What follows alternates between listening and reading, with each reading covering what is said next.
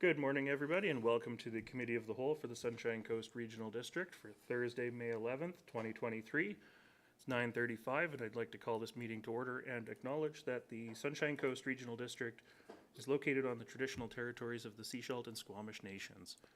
We've got a lengthy agenda in front of us today, which is going to start with an in-camera session. Directors, are there any other changes to make to this agenda? If not, I look for a motion to adopt as presented. Moved and seconded. All those in favor? Carried. Thank you. With that, we are going to, I would ask for a motion that the public be excluded from attendance at the meeting in accordance with Section 90, subsection 1, G and K of the Community Charter. Moved, seconded. All those in favor? That's carried. So we're going to go in camera now. The public session will resume at 10:30. And may I also have a motion to include the alternate directors from Area A, B, and District of Sechelt in the meeting? Moved, seconded. All those in favor? Carried. Thank you.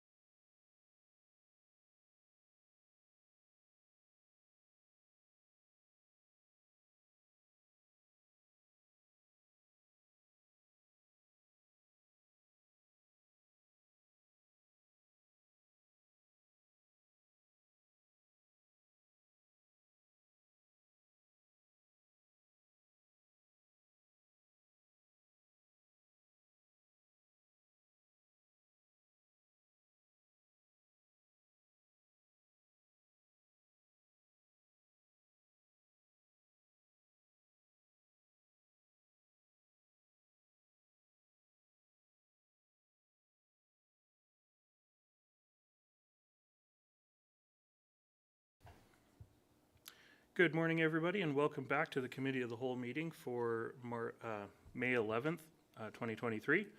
I'd just like to acknowledge that we have come out of our closed session and we now have a gallery full of people joining us for a number of items on the agenda. We just ask that you keep that doorway area clear, and if there are any emergencies or we have to evacuate the building, you can either go out this door or out that door, and the muster station is out in the middle of the parking lot. So next up on our agenda, we have Calian Emergency Management regarding the 3 evacuation plans. So I see Mr. Becking in the meeting already, so we'll turn it over to you. Thank you, Chair. I do appreciate that. I'd like to share my screen if that's all right. Should be fine. Thank you. So let me work some magic here.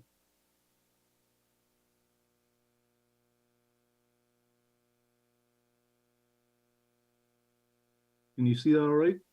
Yes, we can. Perfect. All right. I'd like to thank you very much for this opportunity. My name is Ian Becking. I am the Director of Emergency Management Resilience Consulting with Calian. We had the pleasure to prepare these 3 evacuation plans for your regional district for the Bay Bluff area of Gibsons, Tuwanik, and Egmont.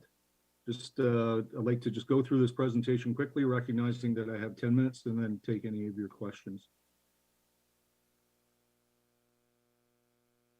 So Calian is a company based in Ottawa. We're global, we're national, and we're very proud of the work we do in communities right across the country. I just want to stress that this particular project was implemented by staff of ours that work in BC, that were present in the communities, and interacted with first responders, with regional district staff, and actually walked the areas that we are proposing for the evacuation plans. We believe in listening to communities. You're the experts on your communities, learning from the experts in those communities, and then building that into our tools. And we've done that right across the country in various domains. British Columbia, it provides a lot of support through the Union of BC Municipalities, providing funding for these community initiatives. It's probably one of the best programs in the country to really reinforce the importance of community resilience. So we're honored to be able to work with the folks in the Sunshine Coast to do this. We also build on lessons in the past and the importance of being prepared. And it's interesting that this is Emergency Preparedness Week. So it's fitting that we have the opportunity to present this. Projects like this evacuation guide help ensure that you, the community decision makers, are supported during an emergency and understand everyone's role during that evacuation response. Recent history has told us in British Columbia, and we're seeing it now in Alberta and in BC, evacuations are stressful. And the more preparedness you can do, the better pre-planning you can do, you're just that much further ahead. This tool will help make sure the messages you put out to your people are coordinated and best fit your needs. But to do that, we needed your input, and I really want to thank all the staff that participated in our consultations, in our workshops, in our tabletop exercise. So thank you very much. We use the information, and we thank you for your participation in this effort. Just to go over the process that we followed, we performed a literature review, and data was collected during one-on-one interviews throughout the region and within the 3 study areas. Stakeholders included local fire departments, BC Hydro, RCMP, Ground and Marine Search and Rescue, Emergency Management British Columbia, now Emergency Management and Climate Reduction British Columbia, Emergency Support Services, and a host of other folks. I'd like to acknowledge the support of Nancy Hughes and Mark Trait, Adam Holt from Seashell, and Chief Rob Michael from Gibson. So thank you to all those folks for their participation. This is kind of the journey we took to get there. This was driven again by community engagement. We worked with the team to conduct site visits and interact with residents and officials who have that local knowledge. So it really was a very short journey to assemble all this information. The key components of the evacuation plans are an identification of the risk and the hazards present in the community and the profiles of those communities. We cover the roles and responsibilities in the authorities. We talk about transportation management, both road, marine, and air. And we work it all the way through to any special circumstances like emergency support services. The guide is a support tool for the Emergency Operations Center during an evacuation. Each emergency is different and needs to be managed differently. This guide really is a starting point. This is an example of some of the data from the Bay Bluff area of Gibson's. So it's from one of the evacuation plans. They're similar in each area, similar layout, but each area has a different hazard profile. So there's slight nuances there, but just for purposes of this delegation, I just want to show this one area. And then you can see we provide a flow chart to support the decision makers in the Emergency Operations Center to take them through the decision points necessary for an evacuation. And this is all based on the best practices from EMBC for community evacuations. We talk about authorities, the authorities and the roles and responsibilities of the emergency operations centers and the specific local authorities. In order to support the simplified use of the plan, the roles and responsibilities are clearly articulated there. So we always think when we do our plans of the person that's reading them, because the person that's reading them is having a very bad day. So we try to keep them simple and we try to be as clear as we possibly can, recognizing that every situation is different. As I said earlier, you folks are the experts in your communities, but this is kind of an overview of the geographic variety of the communities that we did the evacuation plans for. So each community, each area has their own plan that is structured in a similar manner. It was a diverse, challenging area. And each plan covers evacuation options, road, marine, air where appropriate, and based specifically on the local conditions. We employ an all hazards approach. The zones don't tell decision makers how to evacuate because the exact plan must still be made by the Emergency Operations Center. Each hazard will influence where it is safe in your community and where it is safe to evacuate to. What the zones do or what these areas do is help decision makers understand the main route through the zone, know what the critical considerations for the zone are, such as schools, infrastructure, care facilities, and understand an estimate of the time it would take to evacuate the zone.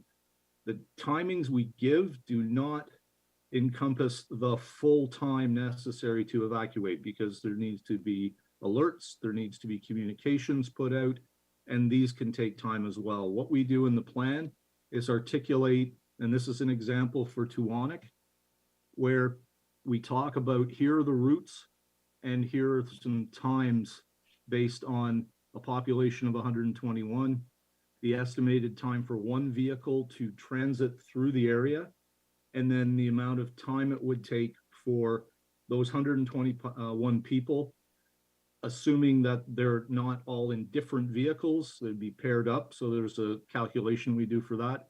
So the total time to move those 121 people in their vehicles out of the community becomes approximately half an hour, let's say. We try to create a coordinated evacuation response that's more effective, more timely, and less stressful for the residents. Although that's a focus for the plan, there is a section which will support decision makers should there be a need to evacuate a large portion of the regional district. These are 3 pockets within your region. They'll have to evacuate through other parts of your region. So any evacuation always has an effect outside of the region itself. People have to go somewhere. So we talk about that in the plan and things to think about. Such an event will require the use of private industrial roads, public highways, potentially air, potentially marine, and it will certainly require coordination with provincial and the private sector. And this plan will support the EOC decision makers throughout this process. I really appreciate the opportunity to deliver this to you. I'm fiercely proud of the work all my teams do.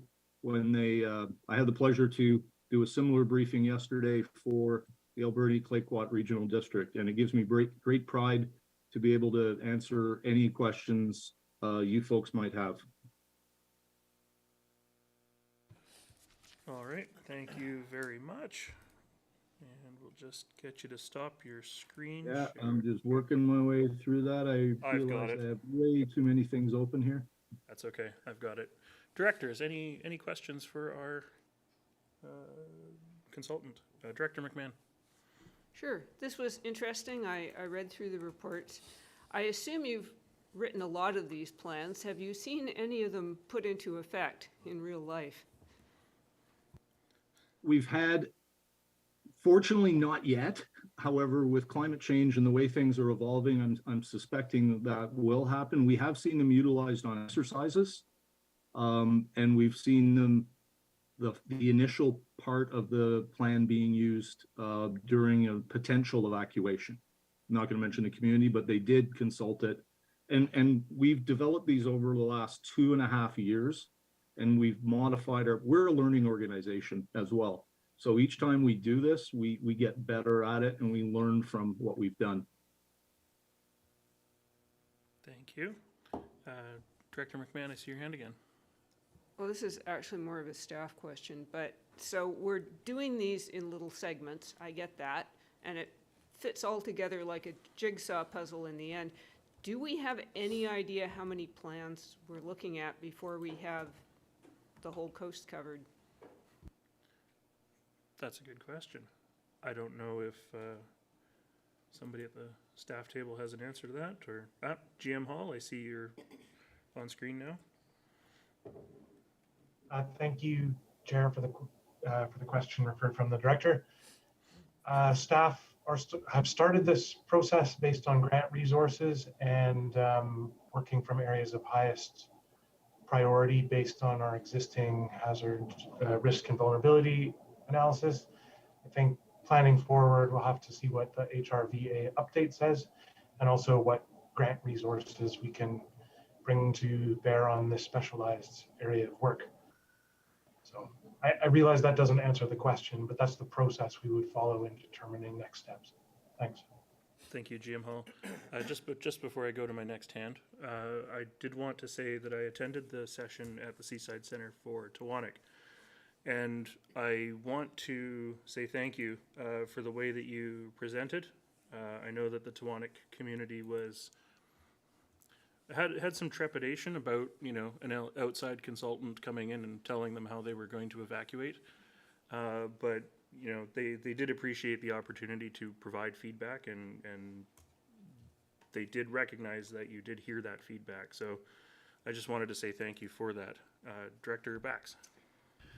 Yeah, I want to thank our consultant for doing this work, and I understand that they did spend some time on the Sunshine Coast, and I wonder if they could identify our biggest risk right now as far as evacuation. If there's a weak point within the infrastructure of our community that they have identified casually or purposely as a large risk. I don't want to make any suggestions, but I was wondering if they have an opinion on that. Thank you. Outside the scope of the 3 specific areas, but Mr. Becking, I don't know if you've given that any thought.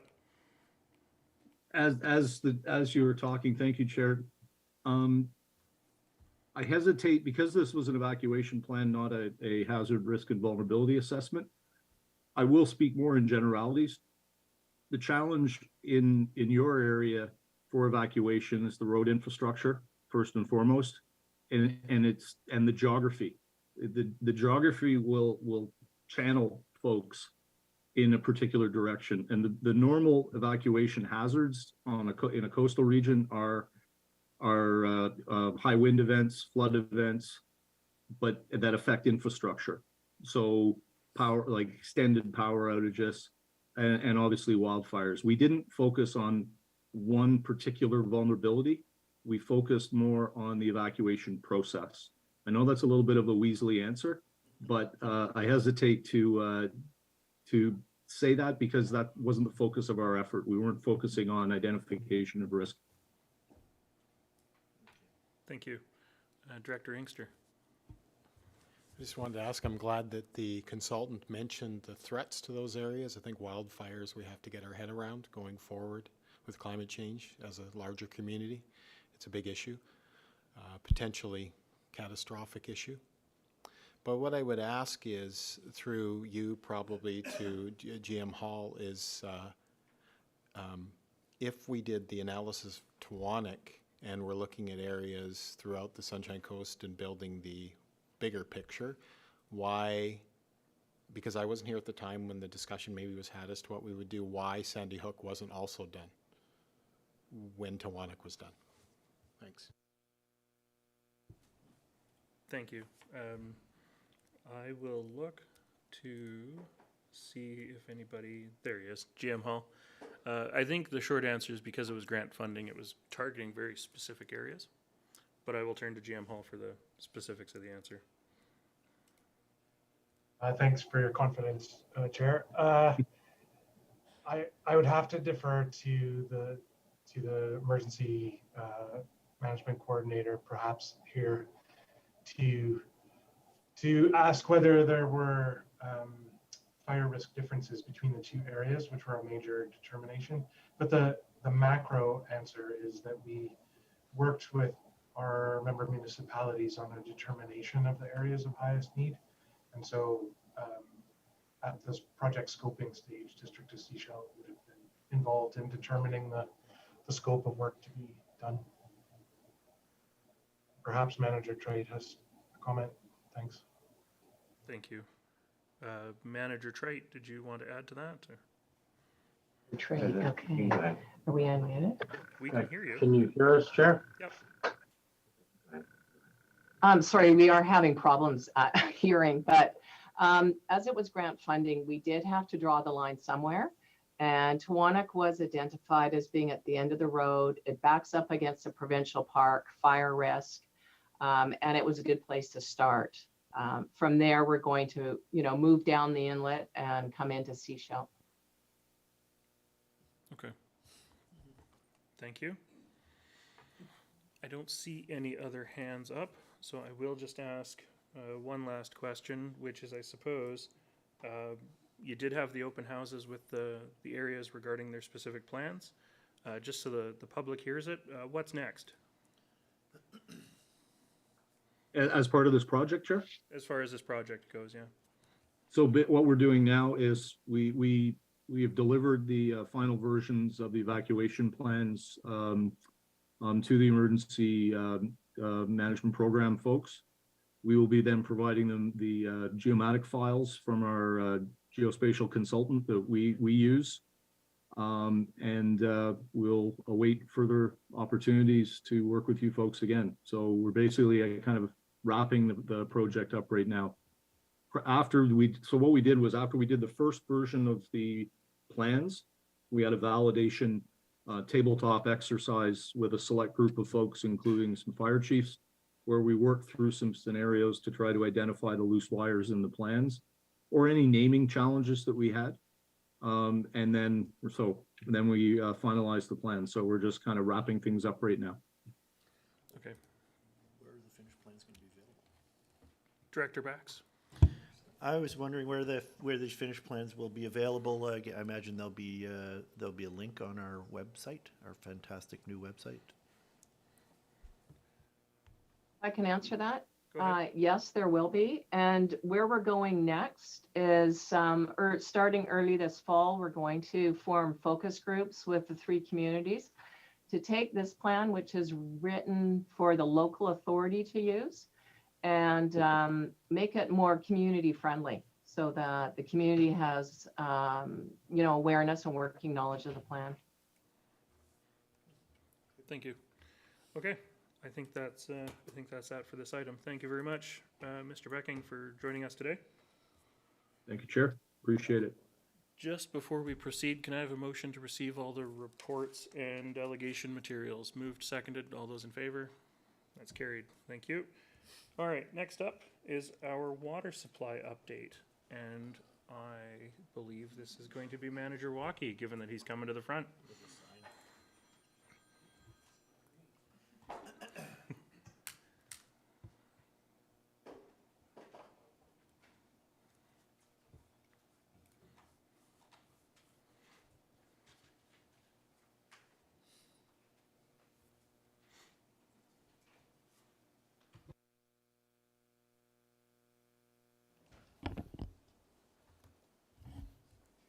Chair, can I go ahead? Thank you. So I'm going to provide you the water supply update for May 11th, 2023.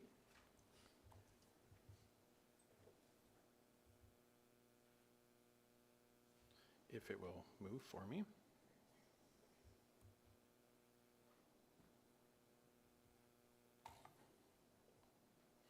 There you go. So last time I presented, we had a 3-month temperature forecast from the Ministry of Environment, and it was really inconclusive. Everything was under 30%. They didn't really know what was going to be happening in our area or other areas. There was a lot of white on the maps, if you remember.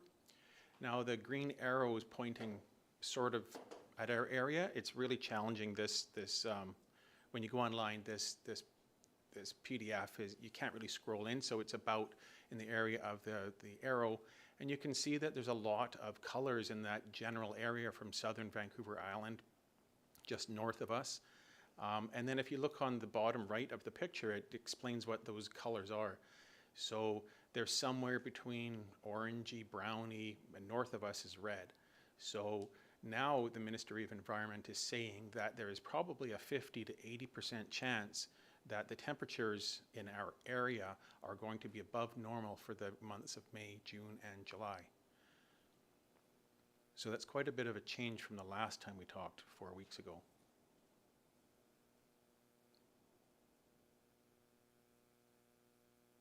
You've seen this chart before, and we've updated it with April. Remember, this is the Seashell Airport. There's different rainfall. We've noted that in the summertime when we're taking water measurements, rainfall measurements at Chapman Lake. We don't have the rain gauge set up there right now. It's lots of snow. But this is from the Seashell Airport, so it gives you a comparison of what's happening in one place on the Sunshine Coast, and perhaps it's happening the same up in the watershed.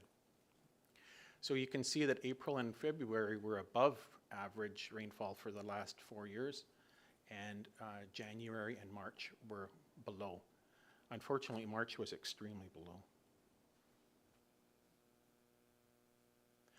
This last Monday, Sandy and her team went up to the watershed and did the snow surveys.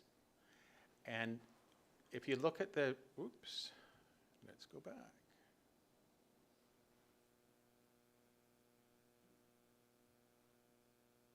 If you look at the bar chart on the right for 2023, it's showing that the depth of snow is less than in the past, and the water equivalency in the dark blue is less than last year. The dashed lines you can see are the normals. So the dark blue line is above the normal water equivalency for Chapman, but it's less than last year and less than 2021. Again, I'll say that the water equivalency, so the light bluish whitish bar is they measure the actual depth of the snow, and then they weigh it and calculate how much water's actually in the snow. So that's what the 142 centimeters is. But you can look back in 2019 and 2020 and see how low the water equivalency was back in those years. And in 2019, we only went to stage 3.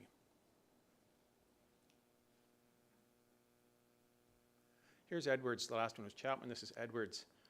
Again, you can look on the right of the chart there and see that the water equivalency is quite a bit lower than last year, but quite a bit more than 2019 and 2020. It's, again, at the top, you can see Chapman was 10% in snow water equivalency, higher than average, and this year's Edwards is 9%.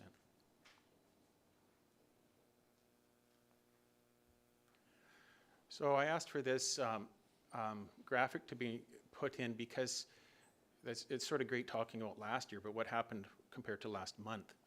And so here's May, April, March, and February of this year.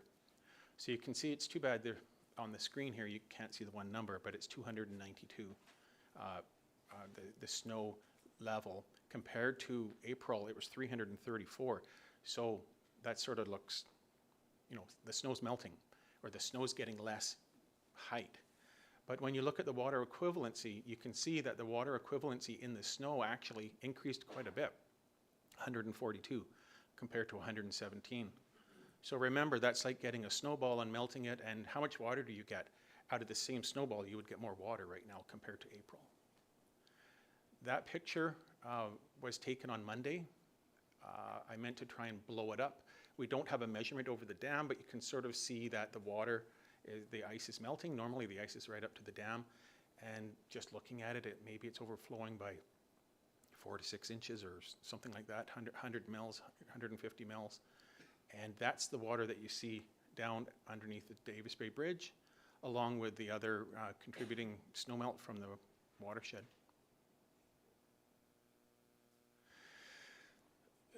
So this is an example. I don't know if I pointed out there that it was 9% increase in it was quite an increase from last month to this month in Chapman, but now look at Edwards. Edwards' water equivalency is basically the same as last month. It hasn't increased. So the assumption is that it rained quite a bit in Chapman to increase the water equivalency, and the snow soaked it up and held it, but it didn't in Edwards.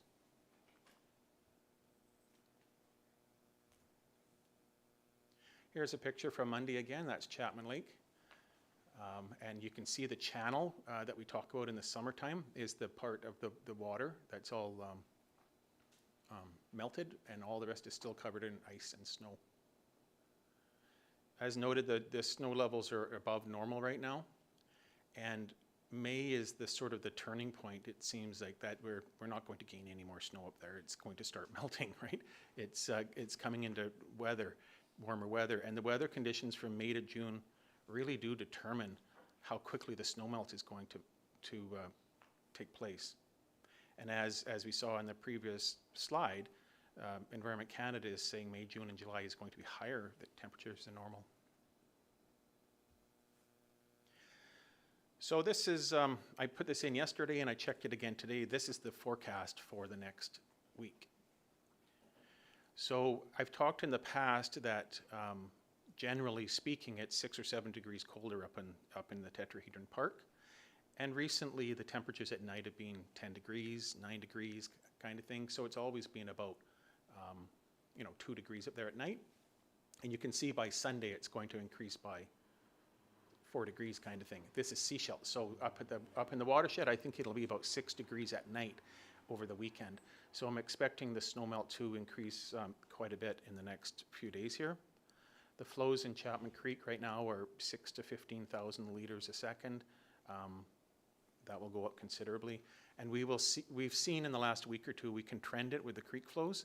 We can usually a drop in the creek, it's a slow drop, and then a rain and then a slow drop. You can actually see speed bumps in it because the water shows up 12 hours later kind of thing after the heat of the lunchtime.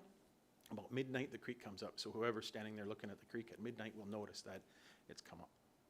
And that's what will happen in the next week here.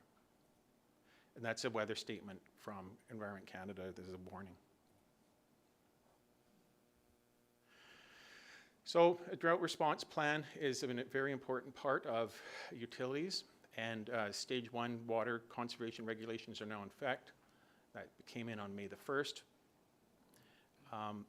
And the rest of the stages aren't planned out as we've done in the past, and can be quite significant date differences in when we call stage 2, stage 3, stage 4, and hopefully not stage 4, but that varies.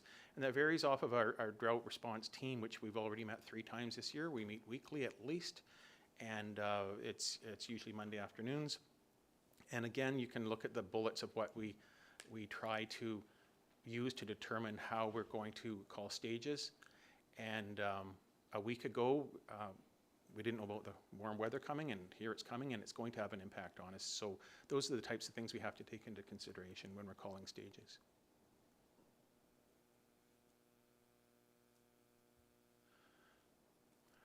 For communications with the community, the pamphlet on the right there was mailed to everybody. It's this one right here that everybody should have received. It's Water Week this week, so I guess maybe that's why it's a nice sunny weekend to celebrate Water Week, but unfortunately I won't be celebrating, but there's get ready for summer information out there. We're sending out high water user letters, and coming up soon there will be more letters going out for people that have leaks on their water systems to repair them. And we're working on more and better communication to develop more graphical representation for communication, so that people can just look at something and understand quite clearly, quickly what's going on.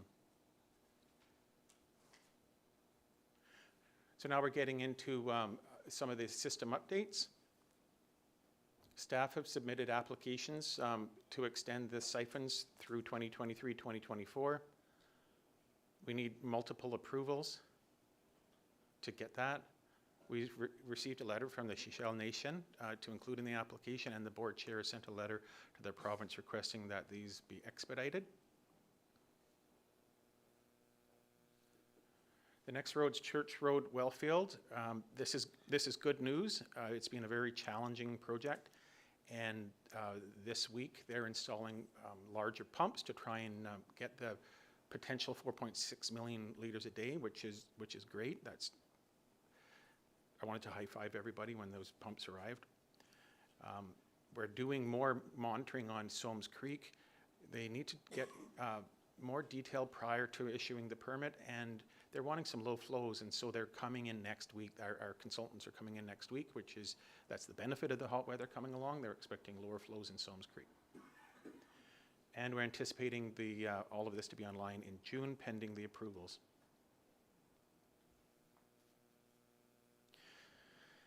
We're also working on environmental flow needs to try and reduce them. We're working with the province with this. We were in continuous communication with them. There's a few things related to this that we're wrapping up, and one was the reduction in flow that we had approval for last year in December. We need to do a final report on that, and the province understands that it's important, and they're working with us on that. And we've also shared this information with the Seychelles Nation.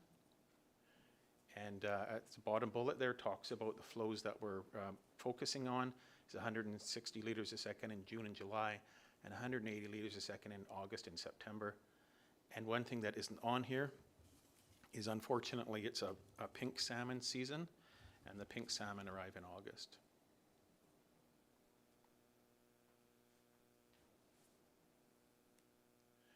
More water supply projects that have been discussed, and these are just updates, that the water meter installations is going ahead, and we have a company. Their full name is not here. We should correct that. It's Neptune Technologies, and we received a grant to support payment of a good portion of that project. And due to their scheduling and parts and pieces, they'll start in October. And we're trying to focus on getting low-hanging fruit, trying to get in as many meters as we can right from the get-go. Grey Creek water treatment upgrade. This is, again, an update. Not much has changed. We're still studying it, but we're also in-house still working on trying to see if we can get emergency treatment in this year. That has been discussed in the past. It's just like a CCAN type of temporary treatment you can get up there. We'll keep working on that. Langdale Wellfield as well, I think has reached a good point as well, that they have done flow testing on the wells.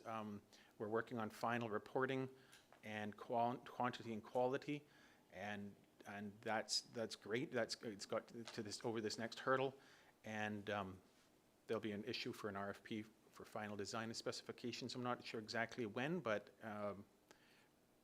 my guess would be Q3 of this fall, in the fall, but it's great that that's moving forward. Marianne West Park well is still at its infancy.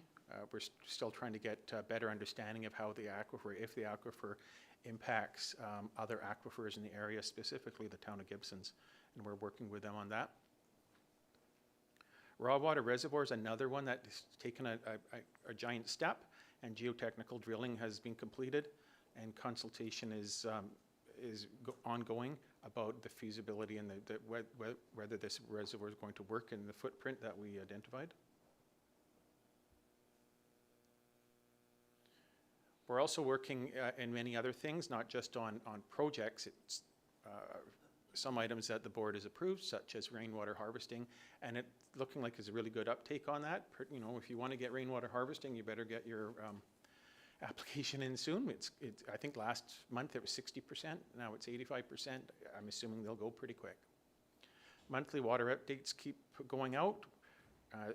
Water rate structure review will hopefully be completed by the end of Q2, which is soon, in the next month or so, and I believe a report will be coming to the board on that.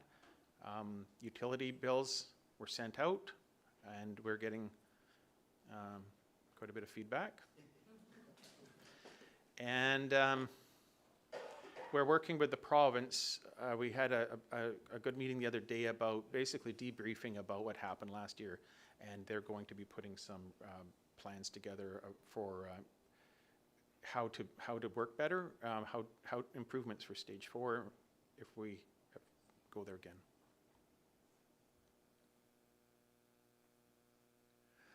So this is a summary of what I've just said. The rainfall is come and gone this year. More one month, less the next. The snowpack's slightly above average, and both of the lakes are full. But now we have a really hot week coming up, and we'll next time I talk to you, let's hope that was the only hot week we have. I thought about this title after it was too late to change it.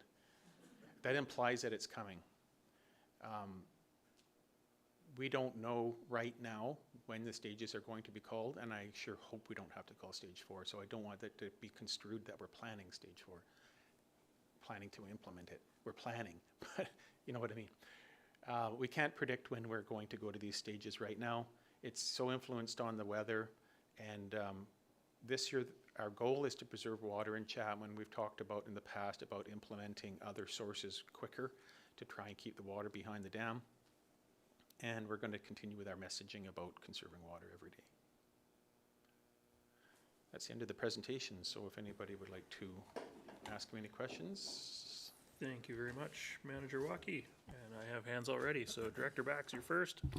Yeah, thank you, Manager Waukee. So from my understanding of the statistics, it looks to me that we are not so much dependent upon the snowpack as we are upon summer rains. Would that be a correct assumption? Thank you, Chair. That's been messaged for years and years and years that the Chapman system is a rain-dependent system. If we could just plan, a shower or two every 2 weeks throughout the summertime, yes, you would have water up there. Again, talking about the warm weather coming up, if that's extended for, say, a month, the snow's going to melt. So it's a rain-dependent system. Thank you. Director Inkster. So a couple of questions for you. What I wanted to ask was, you received information from Environment Canada on higher than average temperatures that they're predicting. What I wanted to ask you, and I'm not sure if that information is available to you, my first question is it higher than average temperatures over the last 25, 30 years, or higher than average temperatures over the last 15?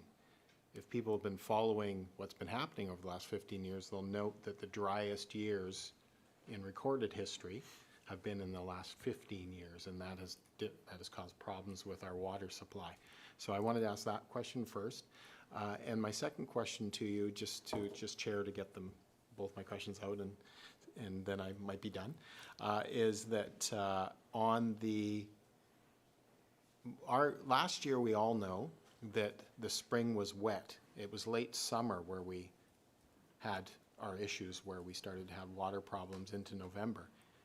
You don't know, though, or don't have data or cannot receive data, as far as I know, or it's not available to you to predict the water coming from the weather systems that may be coming in late summer, early fall. That seemed to be our problem last year, different than other years. Thank you, Director Inkster. Thank you, Manager Chair.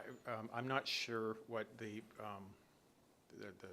scope of the Ministry of Environment, what they use to project those estimates, and they're available online. We work with the Ministry of Environment quite a bit throughout the summer.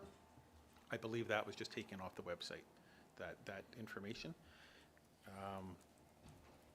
The second question regarding projecting weather, I think the answer to that is a month ago, the Ministry of Environment didn't know what kind of May or June it was going to be, and now they're saying it's above average. And then I also know that the Ministry of Environment won't really guarantee anything over 3 days out. And I also know that last week when I was looking at their site, it didn't talk about this warm weather coming up. And I've stated it a few times that it's going to have quite an impact on our snowpack just this 1 week. Potentially it's going to rain next week for 3 weeks and maybe wash all our snow away. That might be bad as well. So no, nobody can project when it's going to rain in July. Just before I go to my next speaker, I interject with a quick question in that typically staff stop doing snow surveys sort of May, June. Are you guys planning on doing another snowpack survey before it's all gone, or depends if it's all gone? Thank you, Chair. I was discussing that with staff just the other day, and we will take another snow survey if there's still snow there.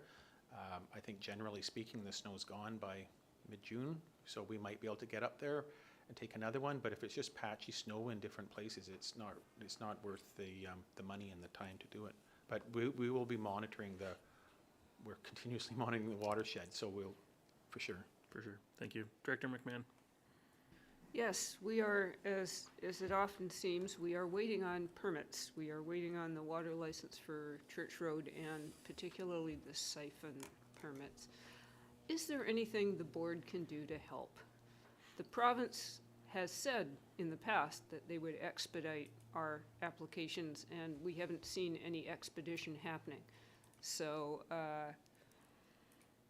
or will the staff at some point send up a balloon and say, board, go get them? CAO McKinley. Yes, thank you for the question through the chair. Staff are continuing our work. We already have some advocacy efforts assisting with the request for the siphons, both from the board writing a letter and with some support from the Shishel Nation, which we feel grateful for.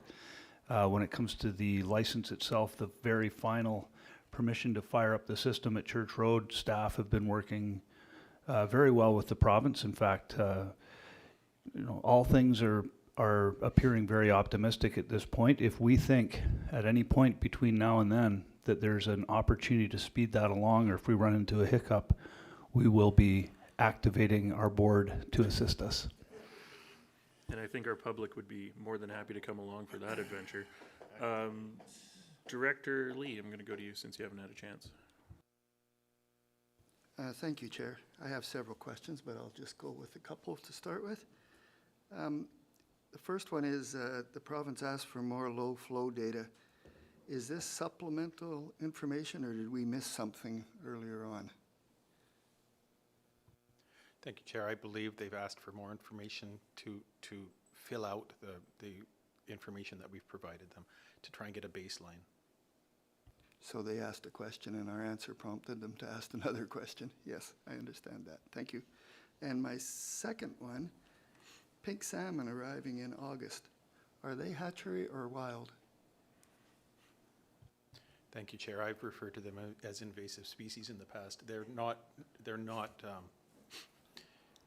normal for Chapman, so I believe they're fish hatchery. Introduced. Introduced. Thank you. Director Stanford. Thank you, Chair. I'm always encouraged to see more activity on the Langdale well system. And I'm just wondering when we'll get to see numbers about potential for new Langdale wells. In terms of flow, possible capacity? Yes, capacity and augmentation to the wider SCRD system. Good question. Oh, Staff in the back. Mr. Mazuriak.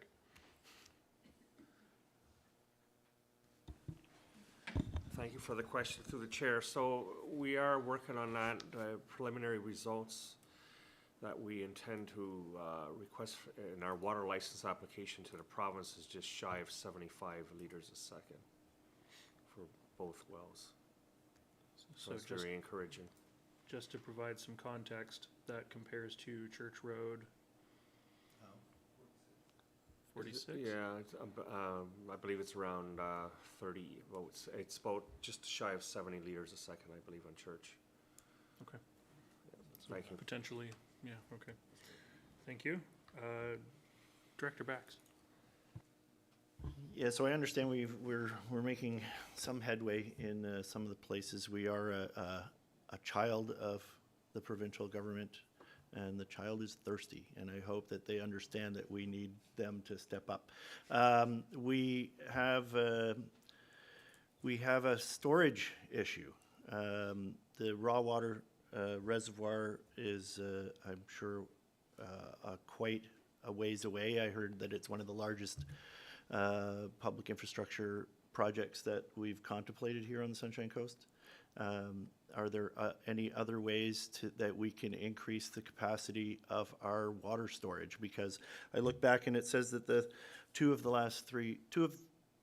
last 5 months have been above average rainfall. It's the rain is just not as predictable as it has been in the past, but it seems to still be there. So I think as much as we have to diversify our system, I'm hoping that there is some way we can increase our storage capacity. And there must be ways that we can consult with the province to try to expedite that. I'm going to look over to Mr. Mazuriak. Yes, thank you, Chair. So one of the options we are looking at with the Langdale system is potentially a storage tank at the top of the bypass hill coming out of the ferry up in that quadrant of in that area. So that's one of the options. You know, because there will also be a conveyance pipe as well. So we're also looking at both those options for the final design when we get to that point as part of the second RFP for that. Thank you. In terms of broader new projects, there isn't anything that's on the books, so to speak, but there is the water strategy that's being developed. We've got WASAC, which are Water Supply Advisory Committee. So, you know, it's not like we're just waiting for the next thing to happen. So, Director Lee, I see your hand up. Sorry, Chair, I was just doing some math over here. I had a question, and that is, how the heck did you get up there to measure that snow?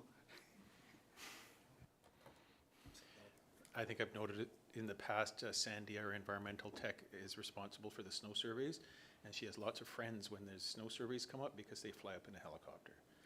So they fly up in a helicopter with their equipment, land in the specific sites that we monitor every month, and they use these poles, these hollow tubes to get down to the ground through the 3 meters of snow, measure the depth of the snow and weigh the snow to calculate out the water equivalency.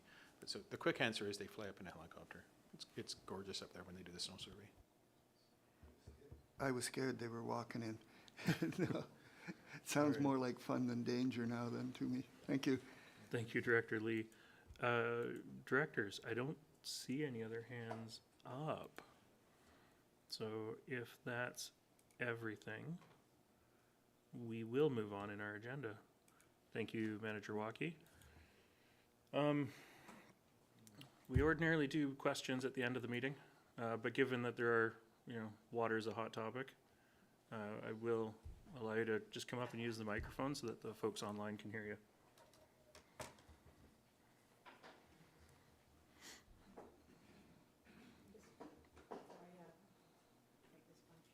There you go. Thank you, I appreciate that, because there are a group of us that have come out just to hear about water, and we'd like to be on our way. So maybe I've just made a few notes, it'll keep me on topic. So I thought maybe that there might be a few questions that were raised as a result of the presentation, so. But I just wanted to just make a statement as much as anything else, and that's that for as many years as we've been on the coast, we have been having a water problem, which and we've been holding the Sechelt Mayor and Council accountable for not dealing with this problem. But we've been relying on Sechelt representatives who sit on the SCRD board, and they haven't been able to make satisfactory inroads, in my opinion. And having sat in on some of the recent meetings, it's evident that it is the staff of the RD who do determine the urgency and speed in which things are getting done. And so we're appealing to the board, actually, today to come together and direct staff to expedite the solutions. Or it is certain that we will find ourselves stage 4 again. And that, in my opinion, conservation is not a solution if there isn't enough water to conserve, and water meters are not a solution if there is no supply to meter. And I just, one other statement, and that's just that it was mentioned that as a board of directors, you're waiting for direction from the RD staff, that you're ready to jump into action if they look to you for direction. But I think that as a resident, I'm looking for you to direct the staff, not for the staff to tell you when they need you to help them. So we're hoping that you'll all come together as directors and that you will act, because otherwise, as I said, stage 4 is a certainty in our opinion, so. Thank you. I didn't hear a question there. No, but, you're right, it was a statement. Thank yeah, you, Alton. So we usually Yeah. do questions at I the appreciate that, end thank of the you. meeting. Yeah. But at the end of the day, Church Road is ready to be turned on as soon as the province issues the license, which staff are working on, the board is working on, the board chair is working on. Current board, previous board, it's not something that we can override. And that's just one project. You know, when we look at a raw water reservoir, the last time we saw a cost associated with it was $53 million. And that was several years ago. We've got provincial requirements, we've got First Nations requirements, we've got federal requirements. So we are working on it. It may not look like it sometimes, but it is something that is top of mind for everybody that sits at this table. And everybody that works in this building, whether they're in water or not. Understood, and we recognize you have many, many hurdles to deal with, and I guess it's the concern is that it's somebody somewhere else then isn't taking it seriously enough, be that the province, we don't know, but we're a laughing stock of the world. We certainly don't have a water shortage, so anyway, thank you, I appreciate that. Thank you. With that, we're going to move on to the Sunshine Coast Junior Hockey franchise update. Is it a question? It will be a question. Okay. My question is... Just turn the microphone on. Nope, we'll get you. There you go. Okay. I've been to a couple of these SCRD meetings when we're talking about water, and I always hear that somebody has written the province and we're waiting for replies. Ever heard of the squeaky wheel gets the grease? Do we follow up? Do we chase down that letter that you sent last week or last month or a couple of months ago? If this problem was in Vancouver, in Richmond, Coquitlam, or somewhere else, it would be solved by now because the citizens would be demanding action. And I'm asking the question here, are we demanding action of the province, or are we just waiting around for them to reply to us? Thank you. Thank you for the question. Yes, we do follow up on everything that we send out regularly on an ongoing basis. I mean, I don't know if CAO McKinley wants to speak to anything from the... Well, what I can say is in terms of the final approvals for firing up Church Road. We've been working with the province. I don't know if it's definitely weekly, maybe daily of late. The reason to activate the board in an advocacy role is if we were having problems working with the province, and we thought that inserting political pressure above the people we're already working with was going to help aid and alleviate that. Right now, I would say we're having a more positive and effective relationship with the province on this file than at any point in its existence. And we're not trying to do anything to curb the momentum that we have going, because right now all signs are very positive. If that changes, we'll be talking. Thank you. And I know that in 2019, the board sat down with the minister responsible at the time, and we were assured that the province would be giving the Church Road Wellfield utmost priority given the health and safety concerns of the project for the community. And here we are. It turns out it's not up to the minister. So it's one thing for a minister to make a promise, it's another thing for them to actually deliver on that promise. So we've got a lot of agenda to get through, and it's not a debate. I'm not making a debate, I'm asking a question. Okay. Yep.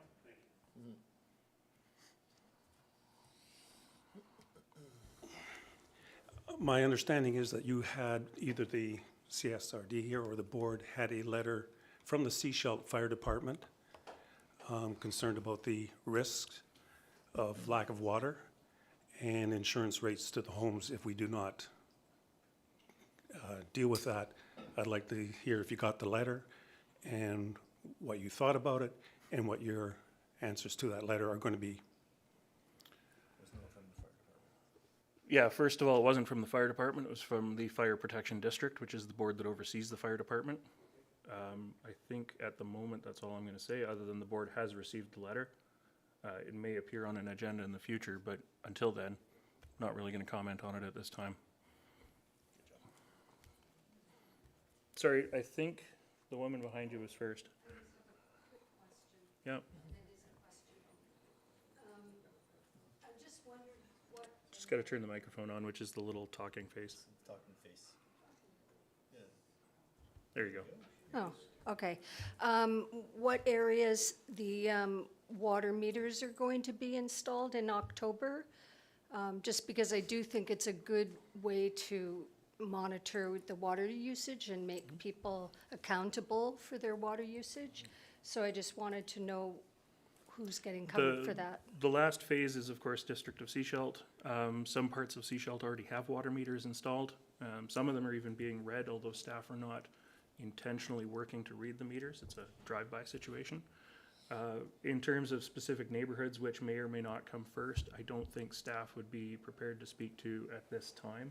I think it would depend on the contractor's ability to mobilize. Will we get letters or memos or something? There will be all sorts of updates as the project rolls forward. Okay, Yeah. thank you. Thank you. Jeff? Quick question?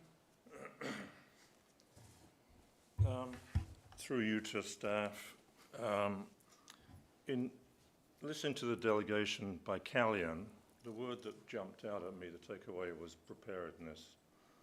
And I'm wondering if staff feels that they're fully prepared for the event, the stage 4 again, through July, August, September, and a forest fire unfortunately hits the coast, East Property Bay, for example, which is one of the heavily wooded areas. Are they prepared for dealing with that under stage 4? That's my question. Thank you. Manager Walkie, I see you sitting down. Are you in a position to give an indication there? Thank you, Chair. I think staff did a great job of keeping everybody in water last year. Through all the hardships, we've learned a lot of things from last year. But on top of that, we're going to be contributing water from Church Road, which is up to 4 to 5 million litres a day. And we're also working with the town of Gibsons to ensure that supply is continuous, and maybe we started earlier than we did last year. So I can see from just Church Road and town of Gibsons and from our learning from last year, we're in a better position this year than last year. Thank you. And one other thing that I wanted to add on to that is that in November of last year, the Seashelt Fire Department fought its largest structure fire of the year as was quoted in the newspaper. And they had the water to fight the fire, and the reservoirs were full the next day. So, Director McMahon? Yeah, I just want to point out that forest fires are fought by the BC Fire Service, and they don't use typically municipal water.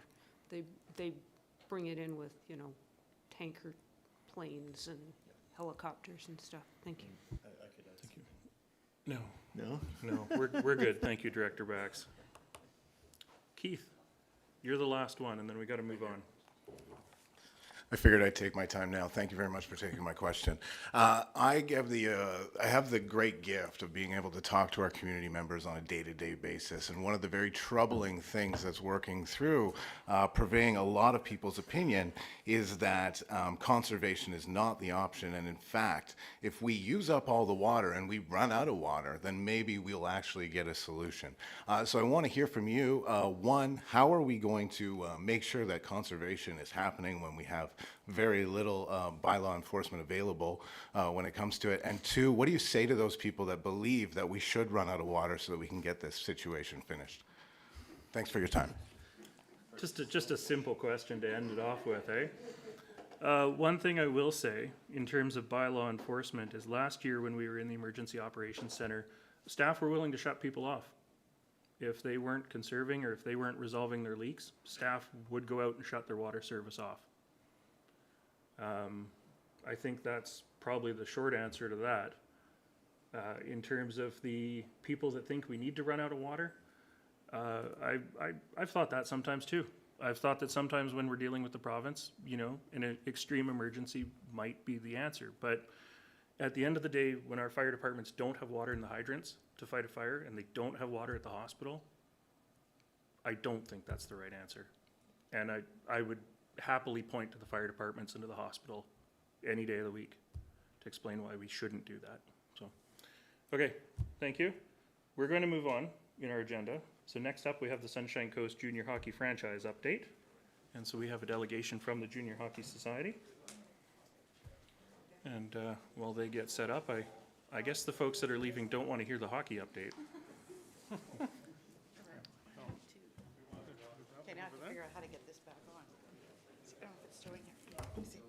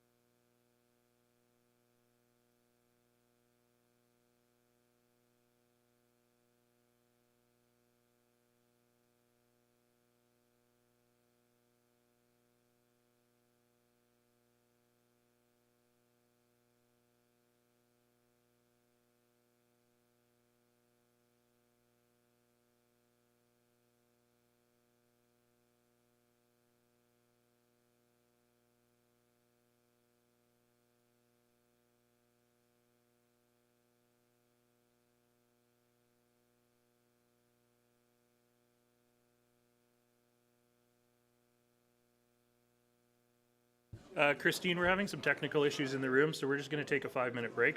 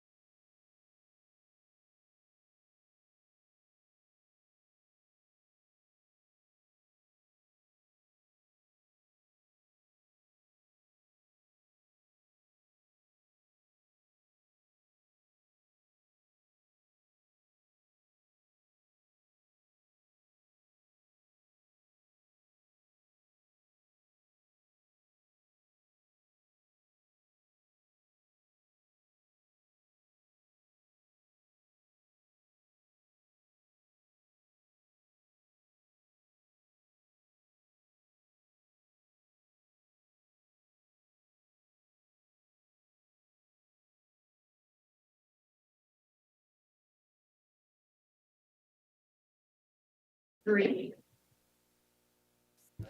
welcome back to the Committee of the Whole for May 11th.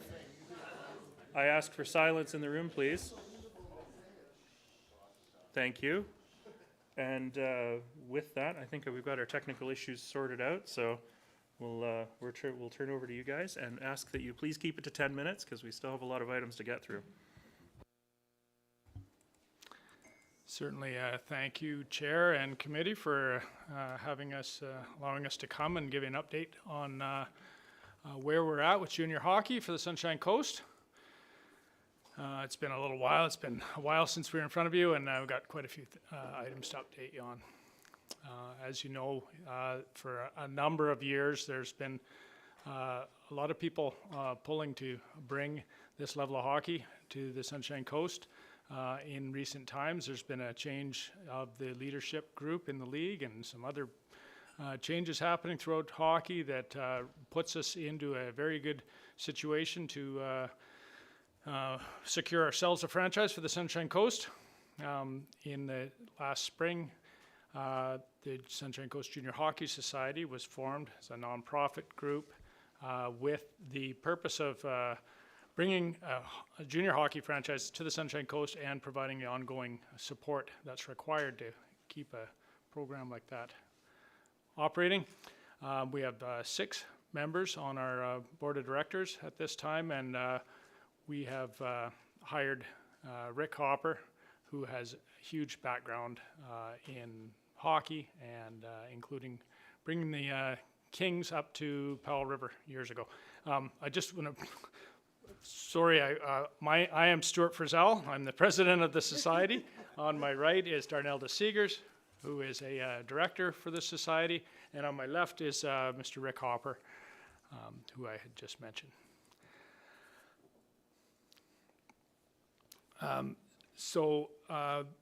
Updating what has happened over the last 11 months, we did have 2 weekends where we hosted a pair of games from the league that we are seeking to join in the Lower Mainland in order to really put a gauge on the community's interest, and not only the public viewing community but the business community, and also to cement our relationship with the league.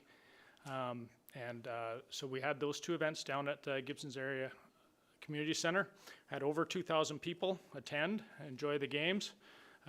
And close to 40 businesses that stepped forward and helped us through sponsorship.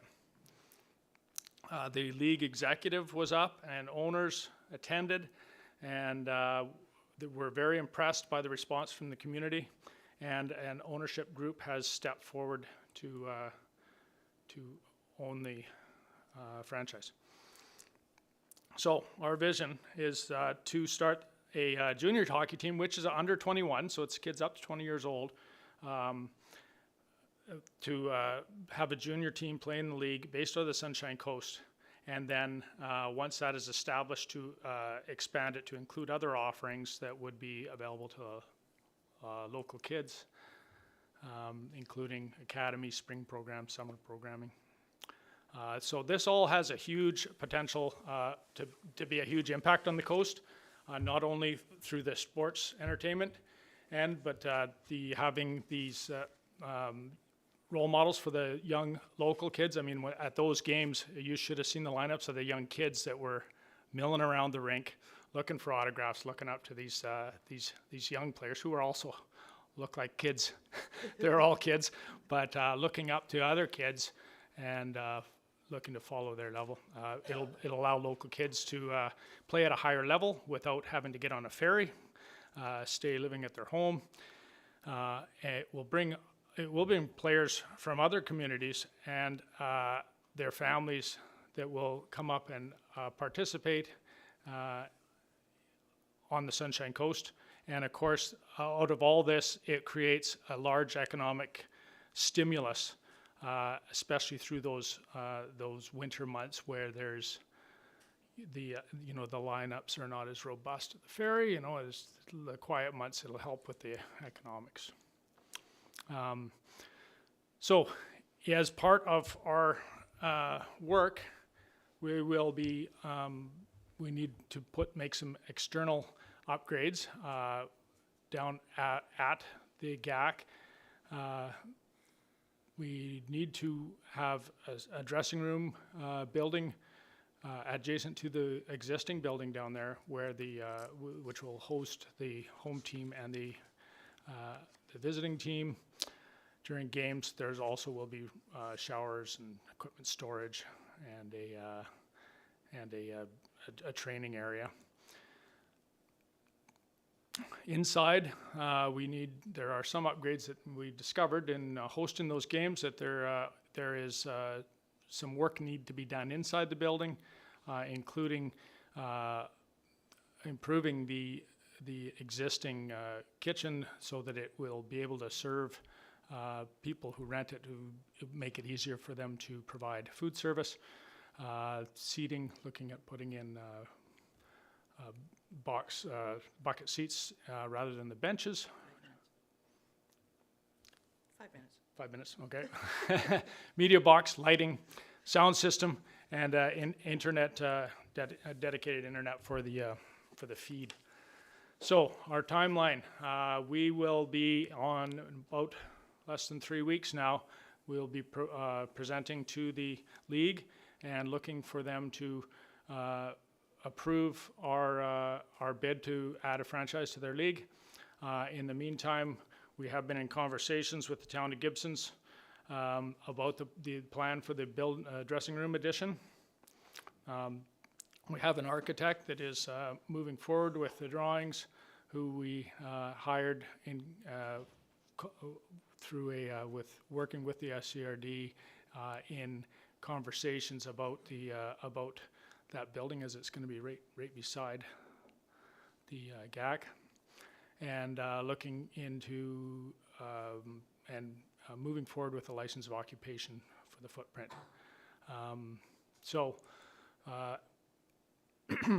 In addition, we did, as you may have seen on the news broadcast, we did in doing our research on the seats, on the chairs, we did kind of stumble across an opportunity that was a WHL, a international level score clock that became available, that we needed to act on if we were to have the opportunity to bring it home. Right now starts the work, carries on the work, and making sure that all the details are in place prior to installation. We are in talks with the town of Gibsons and the Sunshine Coast Foundation to be able to receive funds from the community to apply towards that building project, and we'll be looking into grant opportunities and other contributions. And of course, our society will grow in order to, as our activities grow. So you have a staff report that has laid out the original recommendations from a year ago. We are central to that request is the creation of an agreement, a long-term agreement that will allow this hockey program to exist on the Sunshine Coast. And so we would like to have staff direction to take steps towards getting a junior hockey rate put in. We have there are similar contracts that are in place with other teams and other communities that we can look to for examples. And so we would ask that we're able to move forward with that agreement, and then when we find out in 3 weeks' time that we have the franchise, then we know that the community, that the facility is ready to give us what we need. So when we looked at the other regional districts that are hosting junior hockey teams, we noted that they had they were renting the ice rental rate was at the junior hockey rate, and what we are an important thing. Oh, sorry, the minor hockey rate. Thanks. The minor hockey rate as applied to those teams. So this is, yeah, as I say, up to 20-year-old kids, and the minor hockey rate is up to 17. So they extended it for that extra couple of years to be able to host a team. And as well, we have received letters of support from the district, and one's pending from the town of Gibson's, District of Sechelt, and we would ask that we could add a letter of support from the SCRD board that we could bring forward. Excellent. Okay, we've got it. Cool. That's it. Excellent. Perfect. Yeah. So in the last year, I've been at a number of arenas in small communities that host these types of things, and I can see the end benefit of it. What we've learned in going through this is just how many details and how complex there's a lot of work in putting this together, and the opportunities for this just do not come along very often. So the good news is we have people that are ready and capable of doing the work to put this in place. So I'm really excited and thankful that not only the community is so firmly behind it, but that look forward to hosting this at the GAC. And thank you. Thanks. Thank you. Directors, any questions for our delegation before we go to the staff report? Director McMahon. Yes, what you just said, that it's a lot of work. It truly is, and you have a very ambitious timeline. We have been seeing contract after contract here that are delayed, and that the costs are escalating because of global supply chain issues and all kinds of things. So do you really feel that you can make this deadline? And if you can't, then what happens? I presume you're speaking about the dressing room build. So it is definitely, once we get news that the team is coming, it's going to be a 14-month build, which sounds crazy. That's what we need to have in place. And in speaking with a number of people in the business, it is ambitious, but it is achievable. And certainly the contingencies and provisions need to be in place prior. But I'm confident that we will get where we need to be by the end of July 2024. Thank you. Director Inkster, you've got your hand up. Yeah, thank you. I'm sure you're aware it might be a different process this time because of some of your plans going forward, if in fact you are able to make all the checks along your list there, Stu. I'm sure you are aware also that the Sechelt dressing rooms were built, fairly good-sized dressing rooms, you've probably used them, been in them, were built by Rotary and funded by Rotary and McDonald's. So I'm sure you're on top of a lot of things, but that's what happened in Sechelt when we needed some additional facilities. And I was part of that. I don't think you want to rely on my block work this time, but anyway, it was a lot of work and it's a good reason. Thank you. Director Stanford. Thank you, Chair. Being a newish director and looking at the reports for this, I'm trying to get a sense of how do you work with organizations that aren't part of the hockey world, such as skate clubs. What is the benefit to young people that are outside of the hockey world? And how do you plan to coordinate your activities with other skating interests for this facility? Excellent. Thank you. When we initially started down this path, those are the first people we talked to, were the other ice user groups and the other groups that are out there. Certainly, our building, once built, will be, it will be able to serve the purpose for many other groups. The improvements that are going to happen at the arena, of course, are going to benefit anyone who rents that arena, and anything inside the building will be part of the building that will be available for everyone to use, certainly. So the work that we're doing, I think, will benefit everyone who uses that building, and beyond that, I think the the community seeing yet another kind of community-led initiative, barn raising, if you will, come to fruition for the betterment of everyone, I think is gonna have a lot of offshoot positive effect in the community. And hockey ice uses during the day. Thank you. Specifically to do with the ice use, the lion's share of the use that this team will be during the underutilized hours in the daytime. So it won't be affecting the other groups. Thank you. I don't see any other hands up, so with that, I think we'll go to the staff report. You guys can just hang out there for a few minutes in case we have any additional questions for you guys, but thank you for the presentation. GM Gagnon, did you want to speak to the staff report, or? Thank you, Chair. I recognize the long agenda you have in front of you, so I'm certainly here to answer any questions that you have. Thank you. That's an excellent introduction to this this particular item on the agenda. So, directors, do you have any questions for either staff or the delegation additionally? Director McMahon. So I know that we don't have final numbers or contracts or anything yet, but having just come out of budget and tax season, the question is, what is this going to cost the SCRD taxpayers? So when will we have an idea what the costs associated with this will be? Because the ice time is subsidized.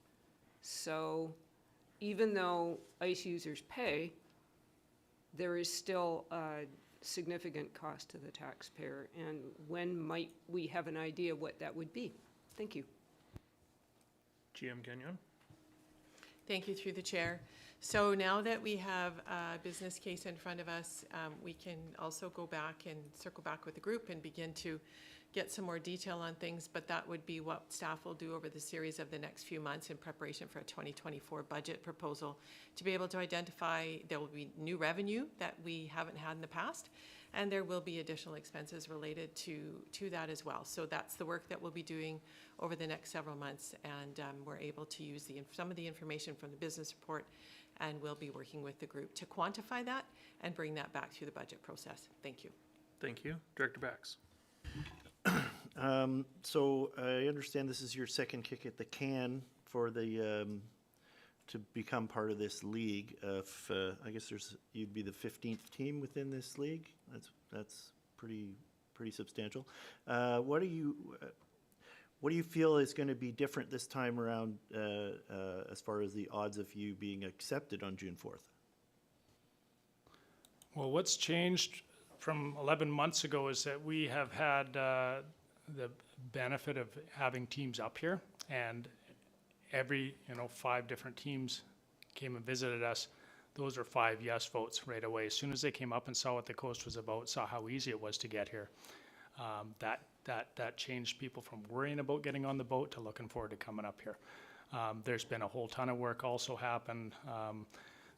Rick has been in touch with the league on a almost daily basis, and in that time, when the more they learned about it, the more they realized that we would be a great candidate and a great help to their league.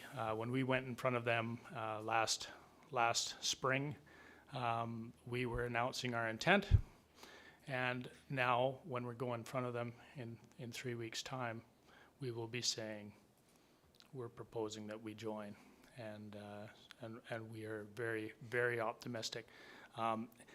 We do need to have stability in place of facilities, so that's where the SCRD is able to provide us that piece and that minor rate and secured for a term is what is required in order to be able to do this, move this forward.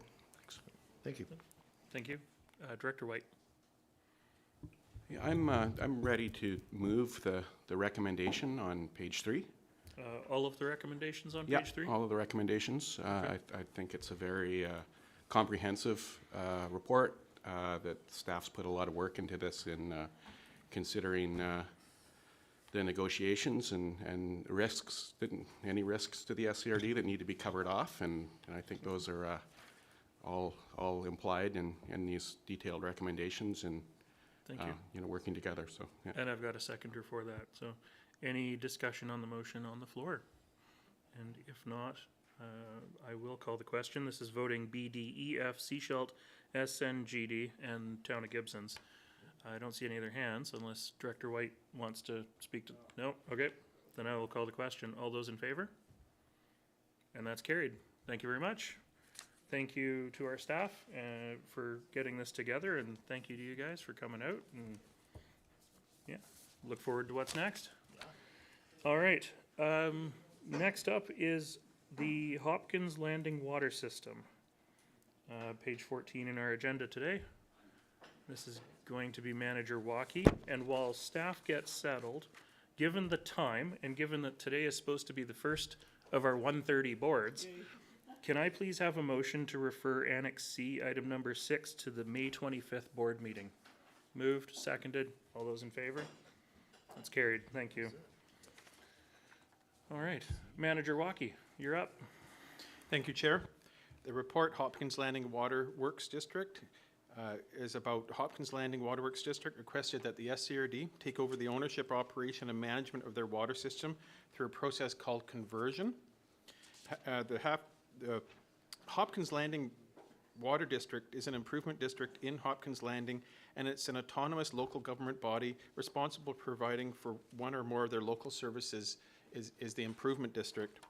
Staff are proposing to produce and take part in a condition assessment and feasibility study of the Hopkins system, and there looks like there's an opportunity for grant funding from Infrastructure Planning Grant Program, which I think there's a very good chance that this would be successful. And any ineligible costs would be funded by the Hopkins Landing Water District, which I haven't had that conversation with them yet. That's a conversation I still need to have after I get direction from the board. Any questions? I'll be happy to answer them. Thank you. Thank you very much. Director McMahon, I see your hand up. Yes, obviously this project needs to be done. We've known this was coming. How long does the conversion process usually take? Thank you, Chair. As in many of our projects, we're finding that getting permitting through is quite variable. Though we've had discussions with the ministry that's responsible for converting improvement districts, and they're a very willing participant. This grant, I believe, is, if we're successful, is released in June, so we'd have to quickly apply for it. And then we'd have to go through the process of doing this condition assessment and following our procurement policies of procuring an engineering firm, which may take a few months. And then there's the process itself, and then conversion would follow after that. So a year would be my guess. Thank you. Follow up? Yeah, I'm just kind of looking for when we would be starting to look at decisions about what kind of a service and whether it would become part of regional water, and if so, who would pay for what? And all of those sticky questions, are they likely to be coming at us in the 2024 budget, or would it more likely be 2025? Thank you, Chair. My hope and my intent, and I think it will happen, that a report will come back to the board prior to this, like November, October-ish idea, which would give you an opportunity to comment on whether we're going to move forward with this or not, which would in turn allow us to make budget proposals for the 2024 year. Thank you. Director Stanford. I've got 2 questions. First one, if this is to come online, if this becomes part of the regional water system as a whole, is there expected to be a net benefit to the regional water system? Is it that kind of volume that would provide some support to the greater system, or is that just not being discussed yet? Thank you, Chair. I think with everything, there's pros and cons. The con that's identified in the report is some of their infrastructure is outdated. A pro could be that they have 2 wells that have licenses on them that have priority over any other future wells that are well permits that may be applied for in the Langdale area. So that could be a pro for the regional district. So we will find more information out once we do this feasibility and condition assessment. I'm hoping those types of things will be included in the report. And again, this second question might be a bit premature as well, but I've heard through the community that there is some property associated with, I'm using that term quite loose or carefully here, with this well system and its waterfront property. I'm just wondering if there's been any discussion around that. Thank you, Chair. My understanding that piece of property is at arm's length from their water system now. Okay. I believe it was all tangled up in the past, but I believe it's separated. For the water system, my understanding is there's 2 small areas that have the wells heads on them, and the property that has the reservoirs on them near the hairpin at Twin Isle Drive on North Road. Thank you. CFO Pro, I see your hand up. Yeah, I just wanted to speak to the process. And it's outlined a little bit in the report, but just as far as the steps, one of the first steps will be once we know the security of the grant, we would then come back to the board to establish a feasibility service. Out of that feasibility, including the condition assessment, we would come back and present to the board some options. So I think that's one of the points that Director McMahon was making. When do we decide what, where, and how based on the condition and what the impacts to various services? So one of the questions might be joining an existing service or establishing a separate local service area. So I think that's just important to understand, and the reason why the time frame is the way it is, because you have to first we have to find out the step knowing the grant, and then we have to do the feasibility. So it will be at least a 1-year process. And from the budget proposal perspective, it may or may not be in the sense of that. It would be in the sense of when we could establish the service and what the process associated with that would be. So more to come. Thank you. Director Inkster. Thank you, Chair. I would like to put the motions on the table, introduce them, and I would encourage the board to do this with simple reports in future. Thank you. Okay, thank you very much. Do I have a seconder? I do have a seconder. Thank you. I don't see any other hands up, so I'll call the question. All those in favor from Regional Water, A, B, D, E, F, and C Shelt. And that's carried. Thank you. And next up, we have the Half Moon Bay Community Hall update, because we are skipping over Annex C, or referred it to board. So with that, I will turn to GM Gagnon.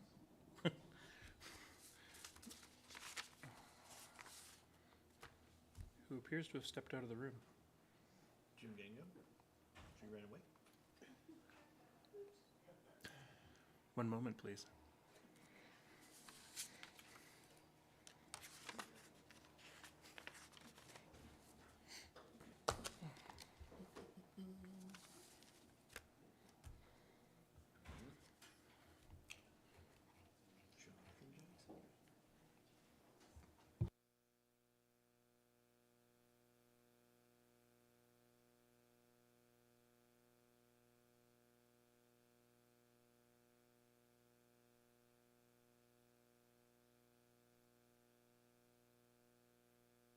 For those who are watching online, we're just doing a little bit of a shuffle at the staff table, so one moment.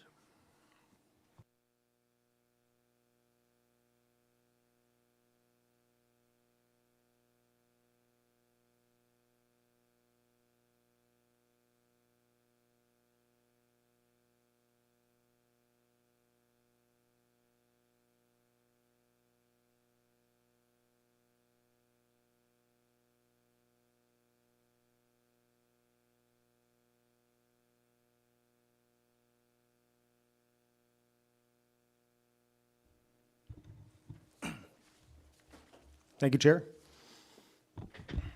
I've prepared a little written thing here so I can stay on track.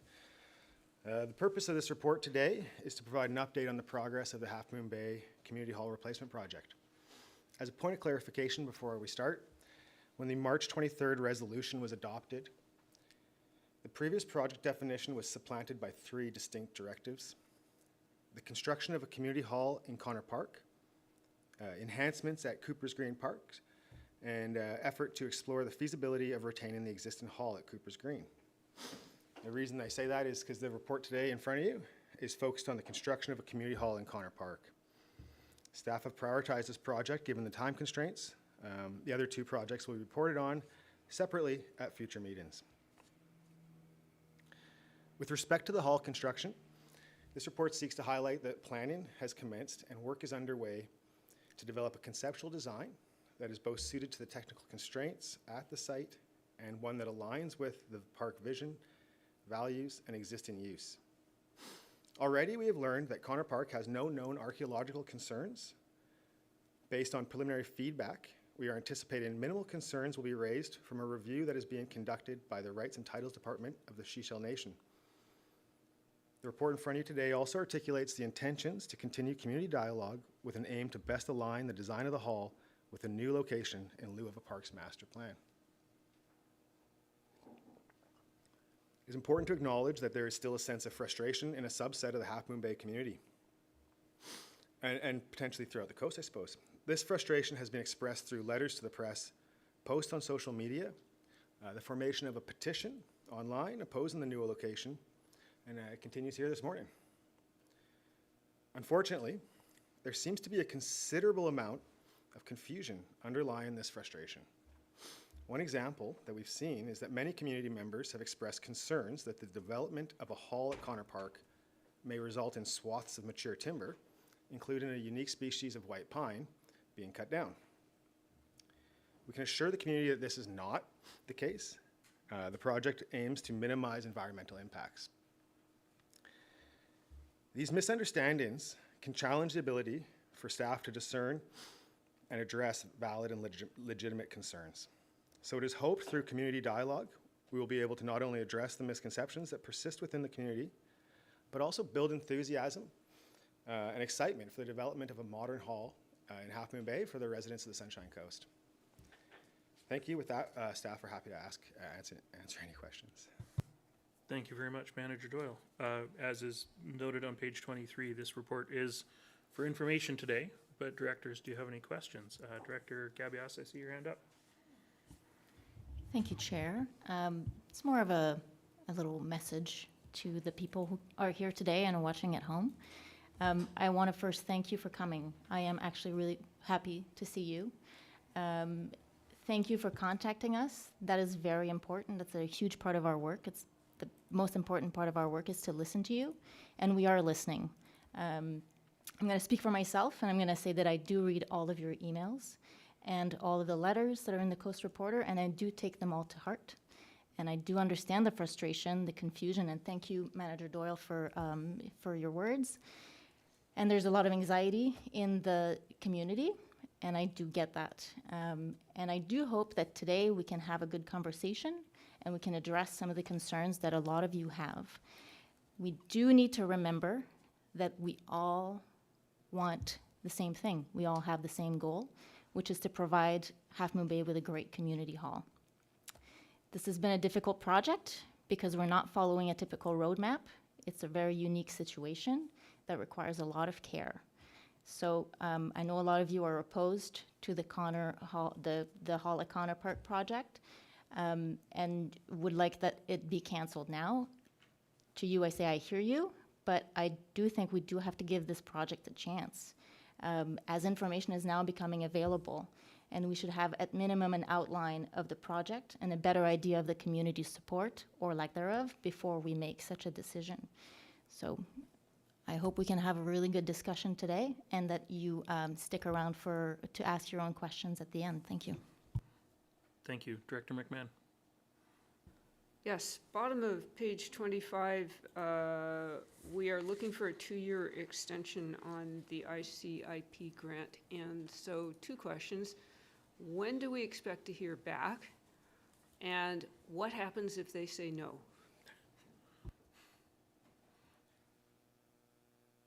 GM Gagnon. Thank you, through the chair. So I have been in contact with our granting body, and there is a appetite to certainly consider what has been asked. It is just a process that we have to go through, and quite a lengthy one, because our application went in with certain parameters, and that is how it was adjudicated, and against all the other applications. And now there's a process if there are changes to anything within the project. So in terms of the project itself, they don't see any challenges with that, but we have to go through the process, which is some paperwork that needs to be submitted through to the federal government as well. I'm not sure when we'll hear back, but information provided by the granting body is that there are not any problems or challenges associated with what we're asking for. Thank you. Thank you. Director Bax.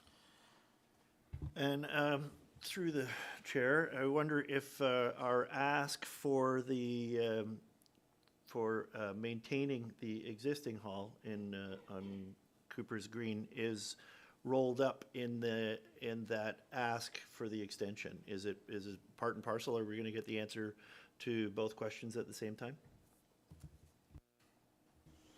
Thank you, through the chair. So that has been discussed, and at this point in time, they don't see any challenges with us asking to remove the demolition of the old hall from the project without a financial penalty.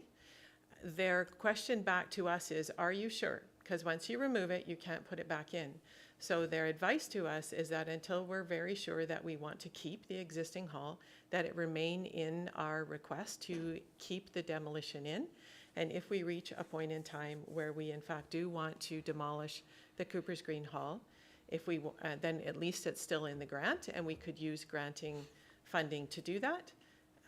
But if we want to remove it, that won't be a problem as far as my granting contact has said, but the paperwork would still have to be done as well. I hope that answers your question. Thank you. Thank you. Director Gabias. Thank you, Chair. Would it be possible, I know this is very preliminary, but would it be possible to get a little bit more information on the potential location that's been identified in the desktop study? Like just, I know we don't have a map, but rough estimate. Thank you for the question, and through the chair. I'll let Kyle answer that question, because certainly staff have some ideas, but at the same time, I also don't want the community to think that we are presupposing anything. So it is very important to us that we hear from the community. What is it about the park that they value and want to hang on to strongly? What are their ideas? And when we go out, we've done site visits. We have some ideas that we know can be accommodated. But I want to just make sure the message is out there to the community that we are not coming to tell them what to do. We want to hear from them, and we will use our expertise and the studies and the surveys that we are conducting to help inform those decisions as well. Thank you. Thank you. Manager Doyle, did you want to add to that, or leave it for the moment? Sure, thank you, Chair. So we've done some preliminary reviews, and at this point we've ruled out potential locations more than we've determined, what would be most desirable, based on the understanding that the park is a valued environmental habitat. It has concerns about that. One of the main guiding principles here is to minimize the impact on that area. The southeast corner, where towards in between the playing field and the school, basically that area there is most likely feasible with respect to the location of utilities, parking, minimizing disturbance, meeting what we are developing as parameters for the design at this point. But more specifically, it'd be difficult, and for the same reasons that Jim Gagnon has pointed out. So, thank you, Director Lee. Thank you, Chair. I appreciate staff mentioning the second part of maintaining an option to maintain existing hall and $707,000 to be allocated to enhancements. When might we hear more on that aspect of it? Is it in your work plan somewhere for us to find that out? Thank you for the question through the chair. So I would like to draw attention back to the report from staff that came in around the $707,000, and that was around park enhancements. The intent of that was not for upgrades to a hall, it was to enhance the park as per the park's master plan. Certainly the board can change that directive if that is where we land. So that's one specific project, was working with the community to identify what that might include using the park's master plan as the basis, which identifies picnic areas, play structures, improvements to parking. There's talk in the community around, to support the festivals that are there, an amphitheater or something like that, but we haven't began those conversations. And of course, the other one is around the feasibility of keeping the existing hall, what that might look like from a long-term capital investment, what the uses might be permitted. So staff have not started that work. We have not prioritized that work because we have time constraints on a grant for a new hall. So that's where we've put our energies. We will be looking at trying to start focusing on that in the fall and coming forward with reports as information becomes clear. In terms of capital investments in the hall, you're looking at the same person that's also building a new hall that would have to be looking at that information. So we are trying to balance what's on our existing working plans with these two new resolutions that weren't identified when we put together our 2023 work plans. So at this point in time, we're doing our best, but it also involves other departments as well, in not just ours, planning and development, building potentially. So we need to look at what's on their docket as well. Thank you. Thank you. Director Gabias. Thank you, Chair. Do we have any idea when the first community engagement sessions will take place? Thank you for the question. It is our intent to be out before the community before the end of June, hopefully start to middle of June if possible, and then carrying those on throughout the summer months. We want to have everything wrapped up by the fall so that we can be back in front of the board. Thank you. Thank you. I see your hand up still. Was there anything else? Okay. Director Lee. I'm actually thinking of a few things, but my first question is, when will the community engagement for Connor Park start? I might have heard the answer already. I know in the report it said September, which seemed kind of late to me. So, I believe we just heard start of June. Thank you, Chair. I believe the report points to when it's supposed to be complete.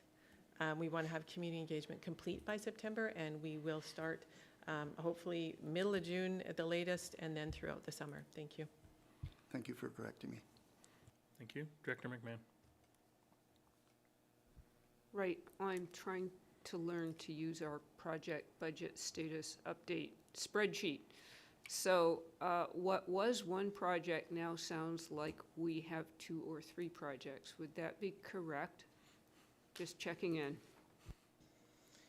Thank you for the question. Based on I don't remember the date, but I think it's page 1 of your report, that we did result in 3 separate resolutions. We have a resolution around a new hall, we have a resolution around park enhancements, and then also exploring feasibility of the old hall.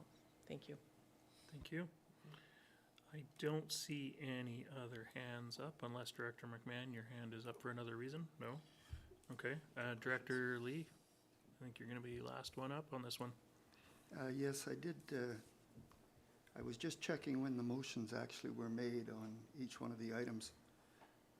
It was April 6, 2023 when we decided to move to Connor Park.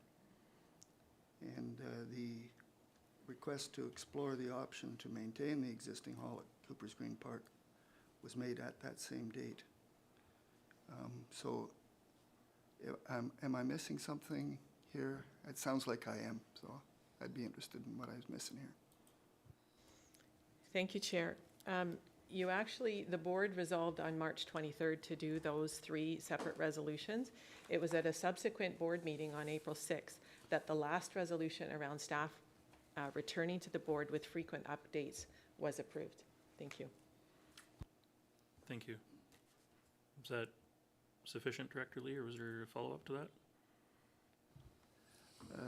Yes, because I do believe that it's very important for us to understand about the option to keep the existing hall at Cooper's Green Park and to ensure that we have enough budget to do what the community decides they would like to do at Cooper's Green Park.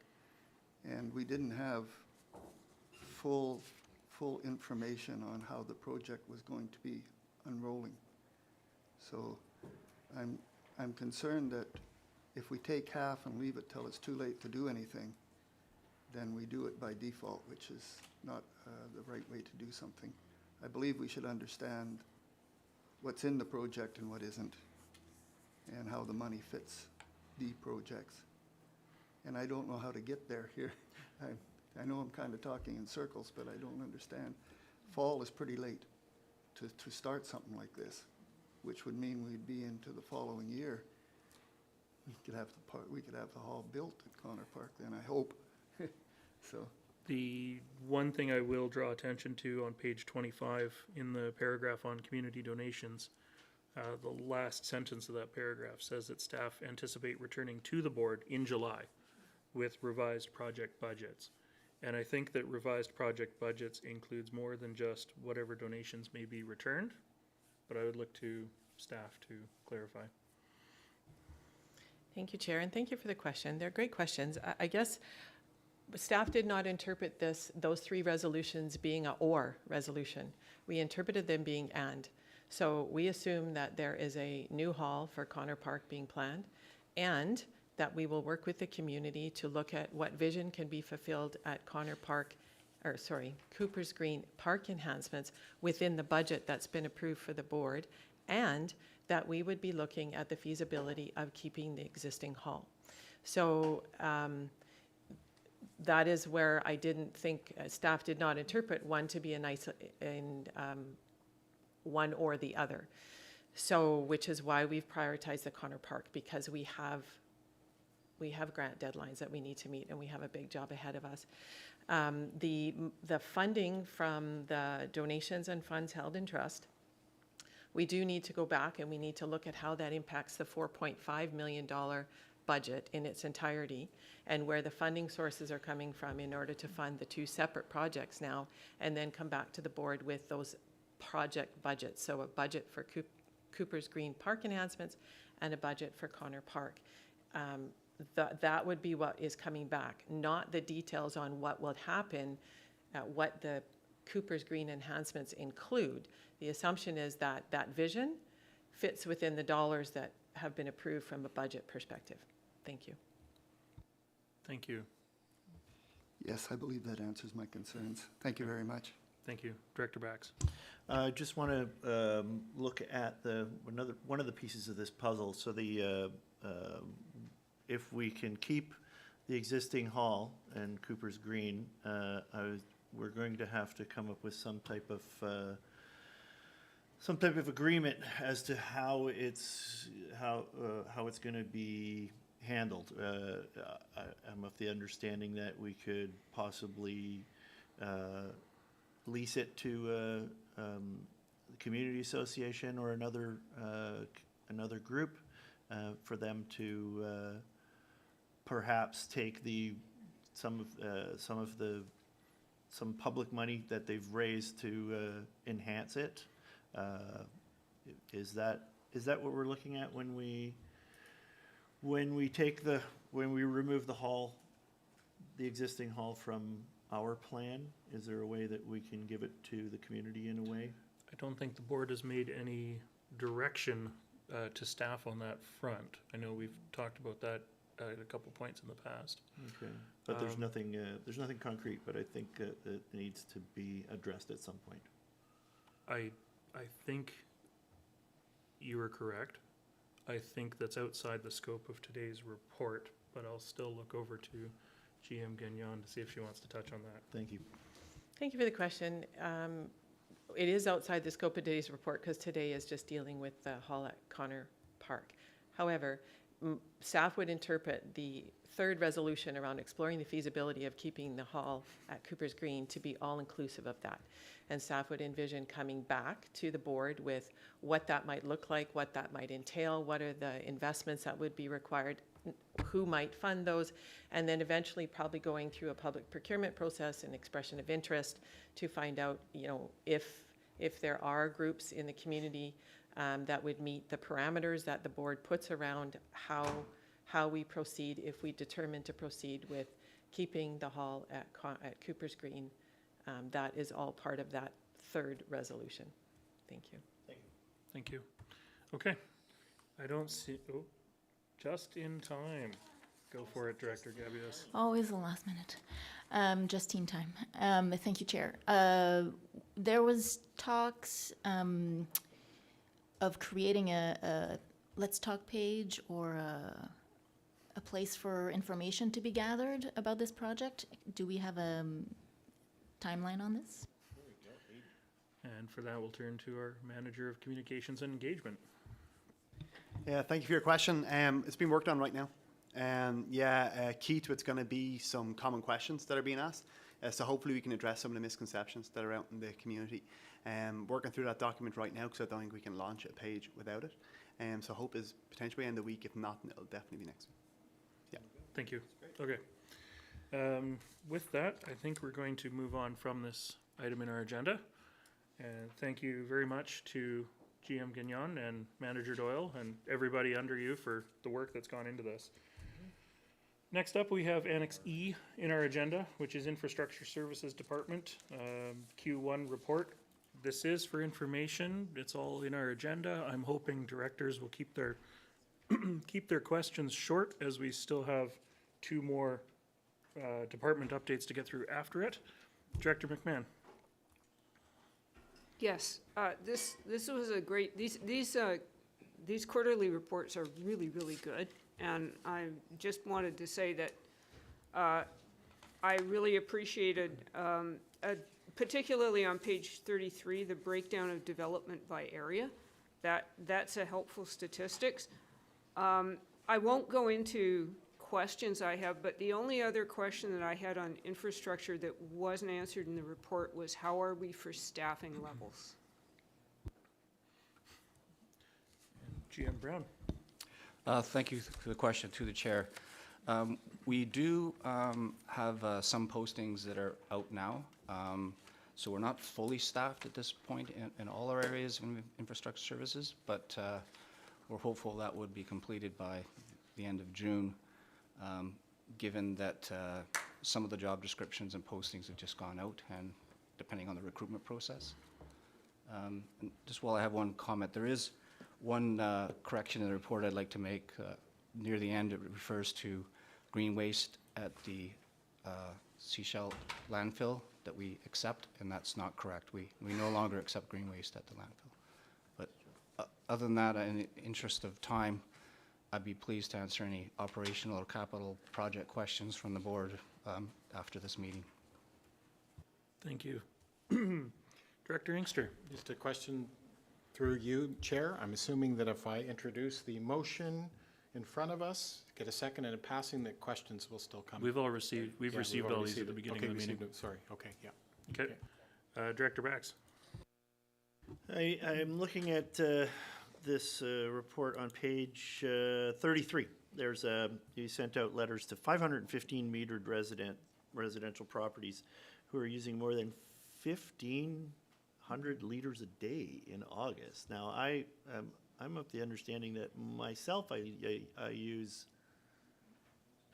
an average of about 300 to 400 liters a day, I guess. Does this type of information really make us want to get to volumetric billing as quickly as possible in order to try and make these people realize that it's coming out of their pocket? That's my thinking on it. Okay, thank you. Thank you for the question. It definitely, volumetric billing does have an impact on people's usage. Even those that aren't even financially getting billed for it at this time, those that have meters are not always conscious of the water they use or leaks. So it's a very good tool to do so. And the letters are targeting not only higher users through irrigation systems and outdoor water use, but also leaks that they may not be aware of. So it's definitely proven in the last couple of years especially to target these high users. We contact them directly, and for the most part we've had very good success in getting those issues resolved. Short one. I know of at least one person who has a beachside home, and they have many summer visitors, and they're included in this list. And I asked them if I could see the letter, and they threw it out. So it's not as effective as I would hope it would be. I wonder if there's any other steps we can take. I think that could be a good conversation for outside of this meeting, Very given, good. given our time. Thank you, Chair. Thank you, Director Bax. My speakers list has disappeared. So, okay. I don't see any other hands up. So with that, we're going to move on to Annex F, which is the Planning and Development Department Q1 report. Director McMahon. This is a really super report, and my question is, what is the best way to distribute this to my APC? Because if I refer it to an agenda, then we could create an agenda just with that report on it, which is not really probably the best way to set up an APC meeting. So could we send them a notice or send them by email or something to alert them that this report is available? Because I'd really like them to read it. Thank you. Thank you, Director McMahon. GM Hall. Thank you, Chair. Staff could certainly do that. No problem at all. Of course, if the director wishes to retain their prerogative to refer it to their APC, that's fine as well. Just happy to assist in whatever way is helpful. I think it should be referred to all of the APCs, yes. Is that a motion, please. Director McMahon? Sure. A motion to refer this report to all the APCs, say via an email notice. Thank you. Thank you, and I've got a seconder for that. Can that happen today? Director Stanford. Friendly amendment, can we just make it going forward rather than just this single report? That was what I said. All future quarterly reports as well be referred to our All APCs. future quarterly reports? Infrastructure? Planning. Planning Corporate quarterly officer? reports. Just clarification, are you referring this to their agenda or just to notification that it is on an agenda and we send out a link? Notification and send out a link. Thank you very much. Okay, thank you. I think that's clear-ish. I will call the question on that, seeing no other hands. Region or rural planning, so A, B, D, E, and F. All those in favor? And that's carried. Thank you. Director Lee. Thank you, Chair. I wasn't just exactly ready. It's on page 51 of the report. And we appear to be charging for inquiries now for complex property information requests. How do we decide what one of those are? Because one person was asking me, they couldn't get answers on the size of a water pipe coming to their property without having one of these and paying $1,000. I think they're wrong, but I was just wondering what the answer to that might be. I seem to recall we got the answer when we talked about the fees and charges bylaw, but I don't remember it either. So, GM Hall? And I apologize, Chair, I don't have the details of the bylaw amendments that were approved some months back in front of me. I can offer that if anyone has a question about interpretation of the fees, staff are happy to answer that in the interest of promoting clarity. Thanks. Good opportunity to follow up offline. Yes, I got that. Good. Thank you. Okay. Any other questions for this report? I don't see any hands. So with that, we will move on to Annex G, Community Services Q1 Department Report. And just before I go to my speakers list, I just wanted to say thank you very much to GM Gagnon for the charts and graphs that are in here. They're extremely clear, easy to read, high contrast in colors. I look forward to enjoying more of these charts in the future. Director McMahon? Right. Again, had lots, but two. Page 78, the license of occupation renewal for Ocean Beach Esplanade Foreshore. When it says received, does that mean that we have our renewal? And if so, for how long? Thank you for the question. I would assume so, but I will have to double check with the Parks Manager and also provide you information on for how long. Thank you. And the other one? The other one was on page 83, the community-led improvements process, CLIP. I searched for that on our website. I did look at our website, by the way, for the information about parks and community halls, which is greatly improved over the old website. But I couldn't find the CLIP anywhere on our website. Is that coming soon? Thank you for the question. We're just doing some revisions to that document, and it is a document that's a living document, because as we work through these situations, we tend to try to improve our processes. So my suggestion would, at this point, is that we do like to get that initial point of contact from the community directly, and then we will work with them to work through our process, including any documentation that we have.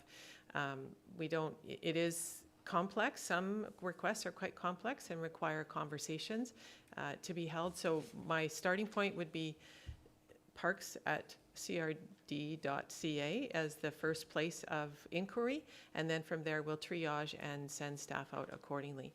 At this point in time, we haven't had a great demand for those documents to be put on the website, but that certainly can be part of our website development as we start to work through how to improve and how to self-serve on our website. Thank you. Follow up? Yeah, probably just a paragraph that it exists and that this is The around. public can things. interface. Yep. Director Lee? Yes, thank you, Chair. I just wanted to say I really appreciate these reports, and I generally will take much more time going through them. They deserve our time. I know how much work goes into it, but we're out of time now. So I just wanted to say how much I appreciate it. I recognize the work, and don't keep going. I always got lots of questions, but I'll save them for the next quarter. Thank you. You can also submit them to staff and they'll follow up with you offline. Director Bax? I will take a little bit of your time to recognize the 100 plus, around 109 members that we have in our fire departments. And I thank staff for working hard at getting them extended health care to help with the retainment of our volunteers. And I just want to make a plug for the recruitment. And if there's anybody out there that's ever thought of reaching out to the local fire department, they're recruiting all the time. And your volunteer time will be well spent. Thank you, Director Bax. Director McMahon? Perhaps for the next quarterly report, I'm just curious how we measure on-time performance of the buses. On-time performance being a hot topic on the Sunshine Coast, but usually about ferries. Okay, thank you. I don't know I think we'll leave it there for now. Okay, I don't see any other hands.